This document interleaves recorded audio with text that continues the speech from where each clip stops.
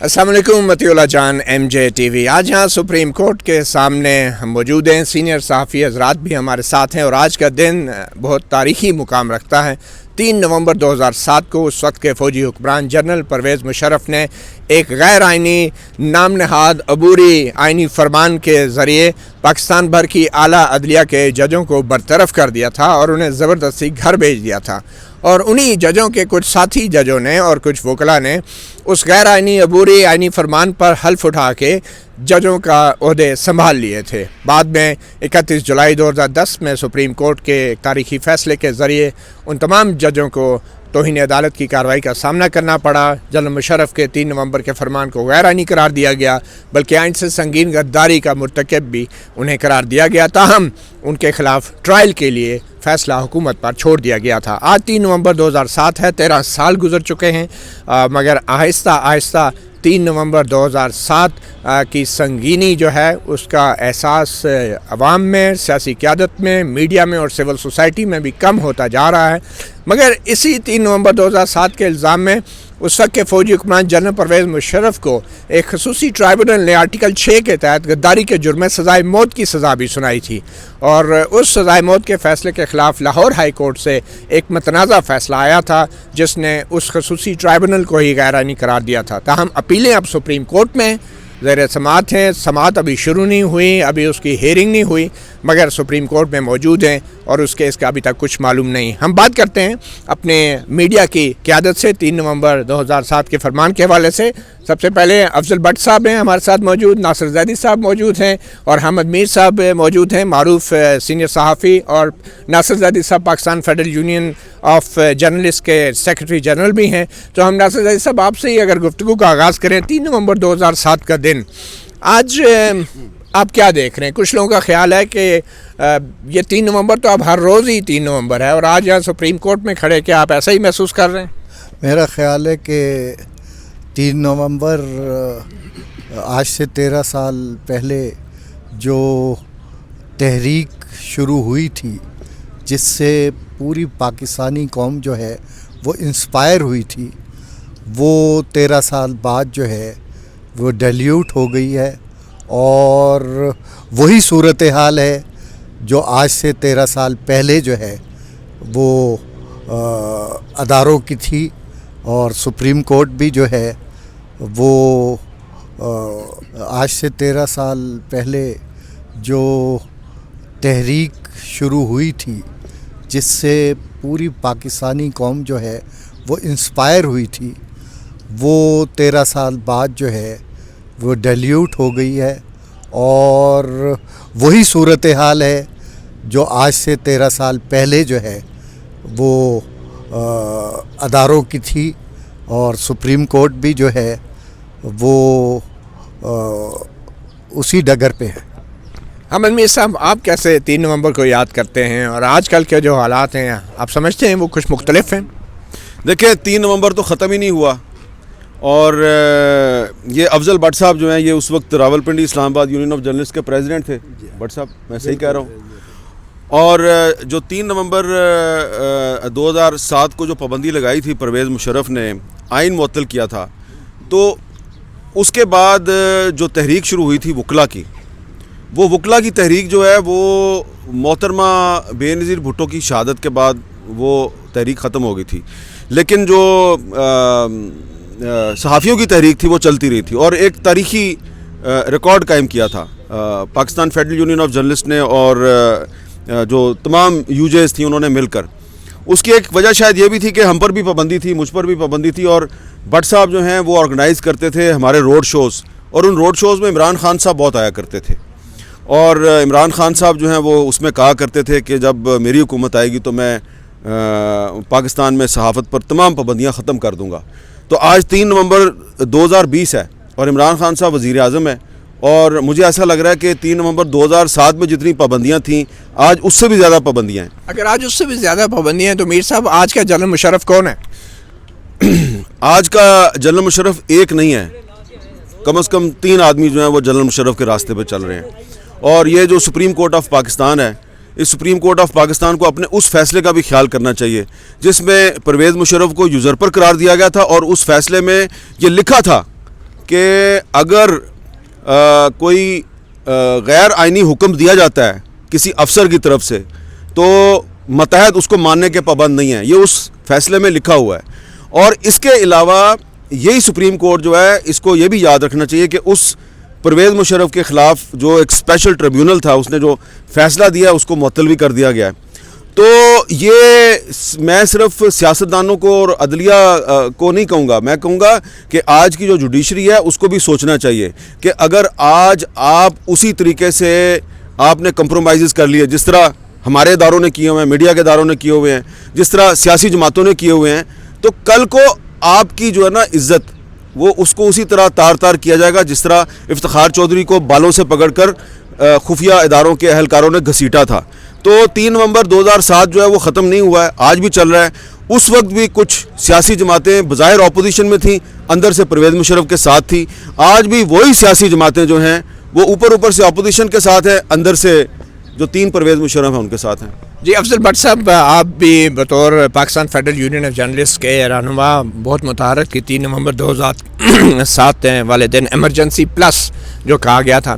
میر صاحب کہہ رہے ہیں آج کے حالات جو ہیں 3 نومبر 2007 کی ایمرجنسی پلس سے بھی زیادہ بدتر ہیں.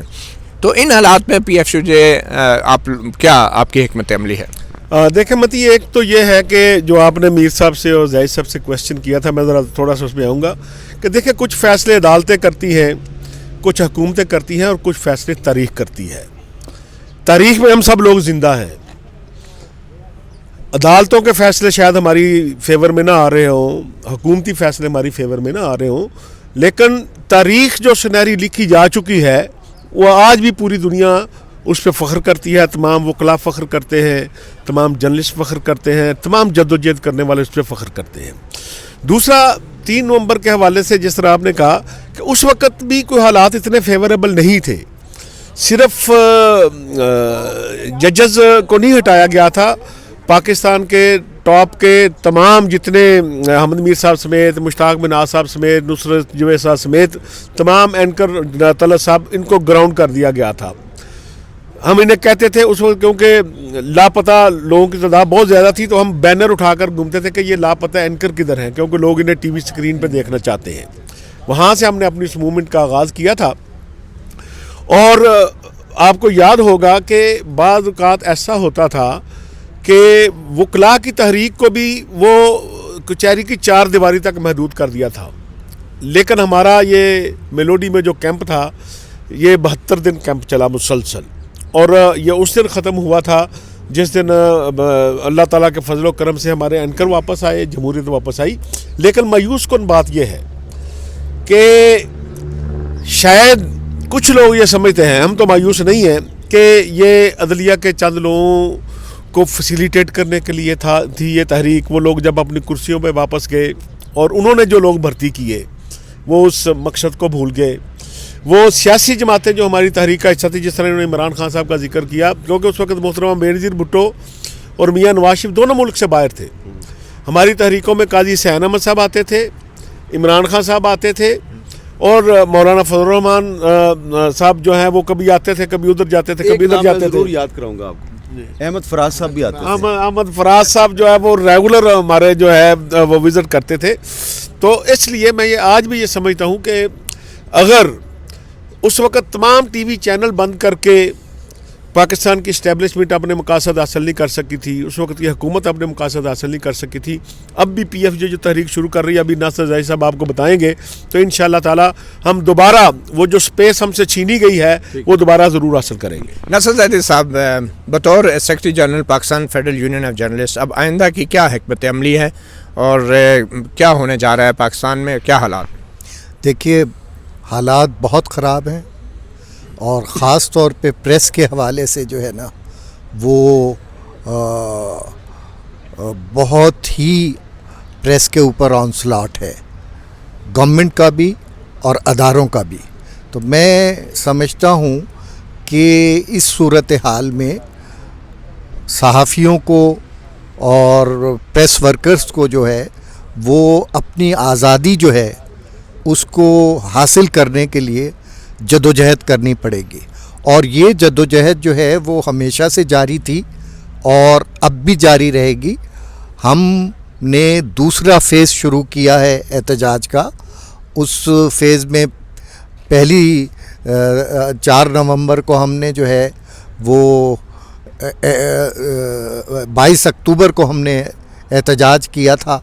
پورے ملک میں احتجاج تھا پریس پر پابندیوں کے خلاف اور ورکرز کے ساتھ جو کچھ ہو رہا ہے اس کے خلاف. اب دوسرے فیز میں 11 نومبر کو پورے پاکستان میں بھرپور تیاریوں کے ساتھ انہی ایشوز پہ جو ہم فیس کر رہا ہے پریس, اس کے خلاف جو ہے وہ ہم بھرپور احتجاج کریں گے اور لوگوں کو, کارکنوں کو موبلائز کریں گے, تاکہ ملک جو ہے, ہم یہ سمجھتے ہیں کہ جب تک ملک میں رول آف لا نہیں ہوگا, عدالتیں آزاد نہیں ہوں گی, جمہوریت نہیں ہوگی, ملک نہیں چل سکتا.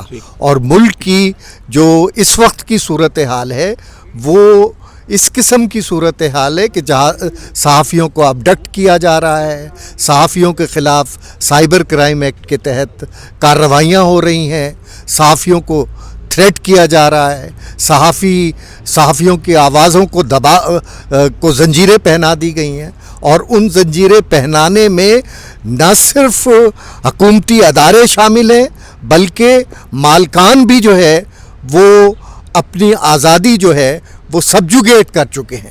تو میں سمجھتا ہوں کہ ہمیں جو ہے اپنے ماضی کی روایات کو مد نظر رکھتے ہوئے جدوجہد کا راستہ اختیار کرنا ہے.